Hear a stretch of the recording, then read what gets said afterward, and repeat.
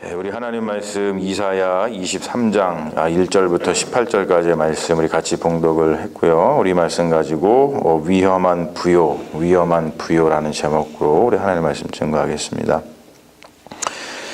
전체적으로 말씀을 보면은 좀 어렵죠.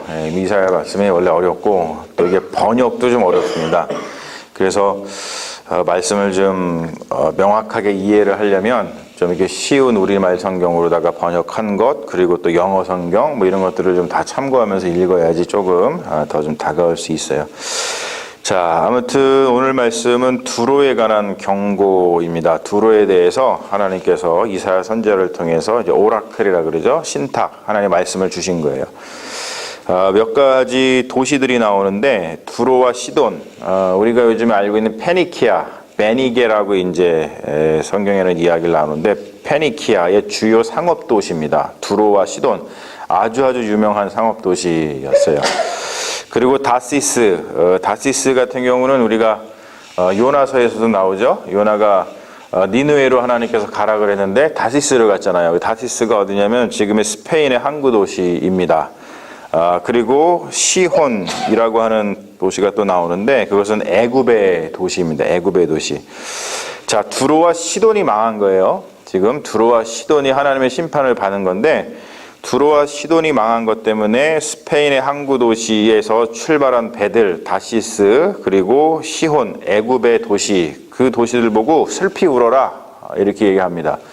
그 이유가 뭐냐면은 다시스에서 스페인에서 배를 쭉 해가지고 두로와 시돈으로다 그냥 무역하러 온 건데 와봤자 두로가 망했으니까 정박할 곳이 없는 거예요. 그러니까 이제 무역을 못하니까 슬피 울어라. 그리고 시온에서도 애굽인데 애굽의 도시에서도 이제 물건을 팔아줄 상인이 없었기 때문에 이제 슬피 울어라 이렇게 이야기를 하고 있죠. 자, 두로와 시돈의 수치에 대해서 특별히 이제 시돈의 수치에 대해서 이야기를 하는데 4절에 보면은 뭐 너희는 시돈이여 부끄러워할지어다 뭐 이렇게 하면서 출산도 못하고 뭐 처녀들을 생육하지도 못했다 뭐 이렇게 얘기하는데 이게 빗대서 이야기하는 것이죠. 자녀를 낳지 못한다, 뭐 아이들을 양육하지 못한다. 이제 그 말은 뭐냐면 이 두로 시돈이라고 하는 나라 이 도시의 어떠한 그 무역 그리고 경제가 잘 돌아가는 것 때문에 주변에 있었던 나라라든지 도시들이 다 잘 먹고 잘 살았는데 더 이상 그런 일을 못 한다는 거예요. 자녀를 출산을 못하고 더 이상 아이를 키울 수 없다는 것이죠. 그런 일을 못 한다. 여력이 없다. 이제 망해가지고 더 이상 그런 걸 못 한다. 이제 그런 뜻이죠. 그래서 시돈의 수치다 이야기를 하죠. 자, 중요한 거는 그러면 두로가 또 시돈이 왜 멸망을 했는가? 두로 같은 경우는 오늘 말씀에서도 보면은 면류관을 씌우던 자다, 재력과 지위를 갖추었던 자다 그렇게 하면서 굉장히 그 도시가 얼마나 상업적으로 활발했던 도시인가를 그렇게 표현을 하고 있죠. 그런데 그렇게 부귀와 영화를 통해서 교만에 빠진 그 두로를 부끄럽게 하시는 하나님의 심판에 대해서 이야기를 하고 있는 겁니다.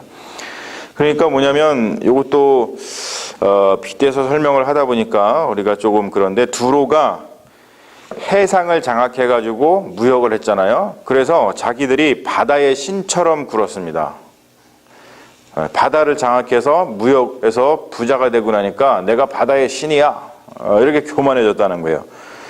하지만 그 바다를 주관하시는 분도 하나님이시다라는 것을 선지자가 이야기를 하고 있는 것이죠. 그리고 또 한 가지 아수르에 의해서 이 두로와 시돈이 의지하던 바벨론도 함께 멸망을 했다. 그 말은 뭐냐면은 바벨론에 두로와 시돈이 이게 무역해가지고 잘 먹고 잘 살았는데 바벨론이 아수르에 의해서 이렇게 힘을 못 쓰게 되니까 이제 두로가 멸망할 수밖에 없는 그런 상황인 거죠. 제가 여기서 한 가지 좀 더 짚고 넘어갈 것이 뭐냐면 지금 이게 아수르 시대거든요. 근데 아수르가 바벨론을 망하게 했다. 요거를 조금 성경 아시는 분은 헷갈려 하실 거예요. 왜냐하면 아수르 다음에 바벨론 시대가 오거든요. 근데 아수르가 어떻게 바벨론을 망하게 했느냐? 바벨론이 아수르를 망하게 해야 되는데 헷갈리시죠? 근데 왜 그러냐면은 아수르가 컸을 때는 바벨론이 힘을 못 썼습니다. 그러다가 나중에 바벨론이 힘이 커지면서 아수르가 멸망한 거예요. 그러니까 아수르가 힘이 셀 때 바벨론이 별로 힘을 못 쓰던 그 상황을 지금 이야기하는 겁니다. 그러니까 이걸 헷갈리시면 안 돼요. 자, 그런데 오늘 하나님 말씀도 보면은 두로의 회복에 대해서 이야기를 합니다. 두로의 회복에 대해서는 여기 보면은 그 15절 16절에 나와 있는데 이게 좀 이렇게 나와요. 잊어버린 바 되었던 너 음녀여. 이게 뭐 창녀의 노래라고 이야기를 하는데 음녀의 노래를 불러라. 성읍을 두루 다니면서 기묘한 곡조로 많은 노래를 불러라. 이렇게 얘기를 하는데 이 말은 뭐냐면은 다시 막 노래를 부르는 거죠. 그래서 재주를 부려가지고 다시 돈을 벌고 이렇게 자기가 뭔가를 잘해가지고 다시 두로가 회복되는 것처럼 느껴진다 할지라도 그것이 70년 후에 일어나는 건데 70년 후에라는 말은 하나님의 어떤 심판이 완전히 이루어지고 난 다음의 일이라고 하는 건데 너가 그 이후에 다시 재기를 해서 막 노래를 불러서 성읍을 돌아다니면서 비즈니스하고 막 그래서 다시 재기를 한다 할지라도 네가 잘해서 그러는 것이 아니고 선지자가 얘기하는 거는 하나님이 돌보심 덕분이다. 이렇게 얘기를 하는 겁니다. 그래서 회복한 후에 무역하여서 얻은 이익을 여호와께 돌리고 이 이득은 하나님의 백성을 위해서 쓰일 것이다. 뭐 이렇게 이제 마지막으로 예언을 마치고 있습니다. 자, 그런데 이 이사야 선지자가 계속해서 지금 그 이스라엘의 그 유다의 주변 나라들에 대해서 경고의 말씀을 계속 전하거든요. 주변 나라들. 그러니까 우리가 성경을 보면서 한 가지 헷갈리지 말아야 될 것은 또 뭐냐면 이사야 선지자가 유다라든지 이스라엘, 북이스라엘, 남유다 뭐 그 이스라엘의 나라들에 대해서 이 하나님의 말씀을 전하는 것을 넘어서 주변 나라들에 대해서 왜 자꾸 이렇게 경고를 하느냐? 이것은 단순히 그냥 주변 나라들의 경고만 이야기하는 것이 아니고 이스라엘 나라 사람들, 즉 하나님의 백성들한테 깨우침을 주기 위해서 그렇습니다. 그게 중요한 거예요, 목적이. 그게 목적이에요, 그게. 그러니까 결국에는 지금 이 두로와 시돈, 즉 주변 나라들에 대해서 경고의 말씀을 하는 것 자체가 그들 나라를 위한 것이 아니고 이스라엘을 향한 하나님의 경고라는 거예요. 이게 결국에는. 왜 그러냐면 계속해서 이 이스라엘 나라가 어떠한 일을 했냐면 주변에 힘이 셌던 아수르 그리고 힘이 셌던 그 바벨론을 굉장히 두려워했습니다. 저 나라들이 그 힘센 아수르라든지 바벨론이 우리를 와서 쳐들어와서 우리를 멸망하게 하면 어떡하지? 야, 불안해서 못 살겠다. 그러면은 당연히 어떻게 해야 돼요? 하나님의 백성은 하나님을 의지해야 되는데 힘이 세서 자기들을 위협했던 아수르라든지 바벨론을 의지했다는 거예요. 그러니까 영원하지도 않고 하나님의 주권 아래에 있는 아수르하고 바벨론을 두려워하거나 의지하지 말아라 라고 하는 이 메시지를 이스라엘 백성들에게 주기 위해서 주변 나라였던 그 아수르라든지 바벨론 또는 이 두로와 시돈에 대해서 애굽에 대해서 구스에 대해서 계속해서 지금 경고의 말씀을 주고 있는 겁니다. 그리고 또 오늘 말씀도 뭐냐면 경제적으로 굉장히 부강했던 나라죠. 두로와 시돈이 우리가 살펴본 것처럼 그러한 나라들을 부러워하고 또 거기에 의존하는 것도 너희 이스라엘 백성들아 어리석은 짓이라는 거예요. 왜냐하면은 그것이 그 부가 영원하지도 않을 뿐더러 두로가 망했잖아요. 시돈이 망했잖아요. 영원하지 않을 뿐더러 그 모든 나라들이 다 하나님의 주권 아래에 있기 때문에 그들을 의지하는 것은 전혀 쓸모가 없다. 어리석은 짓이다. 라는 것을 지금 이야기를 하는 겁니다. 자, 오늘 말씀이 위험한 부요인데 왜 위험한 부요냐면 지금 이 두로와 시돈이 돈을 벌었어요. 엄청난 많은 부를 축적을 했습니다. 부요한 나라가 됐습니다. 근데 그것이 굉장히 위험했다는 거예요. 왜 위험하느냐? 하나님의 축복 없이 번 돈, 하나님의 축복 없이 부자가 된 것, 하나님의 축복 없이 부요를 이루게 된 것은 위험하다는 거예요.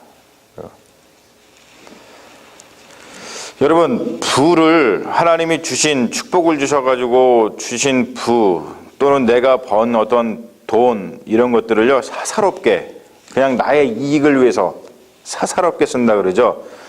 그렇게 쓰고 또 불의한 데 쓰는 것은 굉장히 위험하고 성경에 보면은 그거는 심판의 대상입니다. 그래서 사사롭게 쓰고 불의한 데 쓰는 거. 그래서 심판에서 벗어나는 길은 뭐냐? 우리가 살면서 망하지 말고 잘 살아야 되잖아요. 살다가 망하면 안 되잖아요. 그렇죠? 잘 살아야죠. 망하면 안 되잖아요.